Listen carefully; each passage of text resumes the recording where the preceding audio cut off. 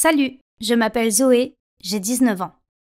J'ai une particularité, je ne peux manger que des aliments carrés. N'importe quelle autre forme et je n'en mangerai pas un morceau. Avez-vous des habitudes étranges que vous gardez secrètes? Dans mon enfance, mes parents ont remarqué mes préférences spécifiques en matière de nourriture. Craquelin, toast, sandwich, ce sont des aliments ordinaires pour un adolescent. Un jour, mes parents m'ont demandé de boire de la soupe. Je ne pouvais pas me forcer et c'est tout. Jusqu'à ce qu'ils la versent dans un bol carré. Mais mon principal amour était pour les crackers. C'est alors que ma maman s'est rendue compte que cela avait à voir avec la forme. Je ne pouvais manger que de la nourriture carrée. Je sais que cela peut sembler une habitude stupide ou un caprice, mais je voulais vraiment savoir. Pourquoi spécifiquement des aliments de forme carrée? Surtout que je n'ai aucune adoration pour les carrés. Je me suis toujours considérée comme ordinaire. Oui, j'ai été oppressée par les changements de décoration de ma chambre ou encore le menu de la cafétéria à l'école. Et alors? J'ai vécu avec 2 jeunes frères. Si vous en avez un, alors vous savez ce que c'est. Déjà, dans mon enfance, j'aimais être seule. Surtout à cause du fait que ma maman a passé plus de temps avec les jumeaux qu'avec moi. À l'école, mes relations n'étaient pas géniales. Je pouvais soudainement arrêter d'être attentive aux cours du professeur, alors je dessinais dans mon cahier.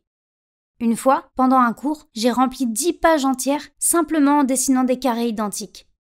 À côté de moi, un garçon a remarqué cela. Il a commencé à me taquiner, puis les autres adolescents ont commencé à faire de même. Ils ont aussi fini par remarquer mon habitude de manger de la nourriture carrée, et une fois, ils ont décidé d'utiliser la force physique pour me gaver de légumes ronds. Je me suis sentie abattue. Ma maman a été convoquée par le directeur, puis elle a décidé de prendre rendez-vous avec un médecin. J'ai compris que si je disais non, les gens me considéreraient comme anormale. Après ça, je suis allée voir ce médecin. Il m'a posé des questions, puis a appelé ma mère. Je l'ai alors attendue dans le couloir. Quand elle est sortie, elle m'a dit que j'étais juste très stressée et que tout allait bien. Je pensais constamment que peut-être mon étrange habitude était due à un manque d'attention. Au lycée, j'ai décidé de me surpasser pour ensuite suivre des cours de mannequinat. Et pourquoi pas? Je suis jolie, et en plus, à cause de mes habitudes, je ne mange pas beaucoup. Je suis donc très maigre. J'ai alors commencé à suivre ces cours, bien que les autres filles me considéraient comme réservée. Mais je m'en moquais, je pensais même que les autres filles étaient jalouses de moi. Clara, ma principale rivale, était particulièrement agressive. Elle faisait des blagues sur moi, m'appelait la maigre, bien qu'en quelque sorte, nous nous ressemblions. Nous avions la même couleur de cheveux, le visage ovale, la même silhouette, mais elle accordait une grande attention à la nourriture. À la cafétéria, Clara discutait de nouveaux régimes, de produits sains et de super aliments. Bien sûr, elle avait remarqué que je mangeais peu, voire pas du tout. Mais ce n'était que le début. Nous avons vraiment commencé à nous disputer après que je sois sortie avec Thomas. Thomas était le photographe du studio. J'ai été surprise par son attention. Je ne sais pas, parfois j'ai du mal à comprendre les autres. Mais grâce à lui, je me suis ouverte et il est devenu beaucoup plus facile pour moi de parler à d'autres personnes. J'étais très travailleuse et diligente. Je pouvais passer 2-3 heures dans une même pause sans problème. Mais Clara a tout gâché. Un jour, nous étions tous assis à la cafétéria, discutant et mangeant. Clara savait que je ne touchais pas aux salades, ni aux autres aliments d'ailleurs. Thomas est venu avec une énorme pizza. Il a dit qu'il était temps de nous faire plaisir. Clara a alors dit qu'elle pariait un baiser de mon petit ami que je ne mangerais pas un morceau de cette pizza. Je suis devenue inquiète. De la sueur froide coulait sur mon front.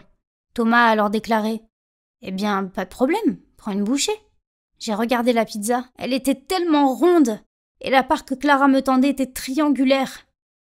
J'ai vu Thomas devenir inquiet. Clara a commencé à crier que j'étais une faible et que j'étais prête à échanger mon petit ami contre un morceau de pizza. Mais ce n'était pas ça. Elle a essayé de faire passer tout ça pour une blague en prenant un morceau de pizza et en le portant à ma bouche. J'étais mal à l'aise, mais Tom me regardait. À ce moment-là, j'ai eu peur de la suite. Que les gens me voient différente. Alors j'ai pris une bouchée, puis une autre, puis, de façon inattendue, j'ai vomi. Sur le pantalon de Thomas. J'avais tellement honte. Ensuite, j'ai tout simplement perdu connaissance. Je me suis réveillée à l'hôpital. Tom a eu peur pour moi et a conclu que je devais être épuisée à cause des régimes. Il a insisté pour que je voie un psychologue. Ce que ce psy m'a dit par la suite a été un grand choc. Et ses paroles ont complètement bouleversé ma vie. Lors du rendez-vous, le médecin m'a posé diverses questions sur mes habitudes, mon enfance, mon comportement, puis m'a fait faire des tests étranges.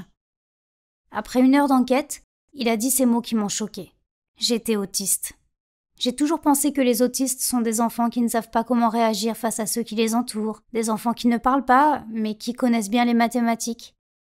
Mais il en résulte que ce trouble présente de nombreux symptômes, et surtout qu'il peut devenir plus ou moins sévère selon la situation. J'ai la forme d'autisme la plus douce.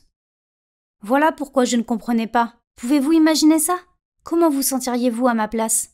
C'est pourquoi je ne mange que des aliments de forme carrée. C'est pourquoi il m'est parfois difficile de comprendre les sentiments de ceux qui m'entourent. C'est pourquoi je me détache si souvent sans même le remarquer moi-même. Tout avait du sens. Nous avons donc convenu que je puisse bénéficier de cours spécifiques. Le psychologue a promis que si j'avais passé 19 ans de vie sans connaître mon diagnostic, je pouvais largement apprendre à surmonter ce trouble, bien qu'il ne soit pas guérissable.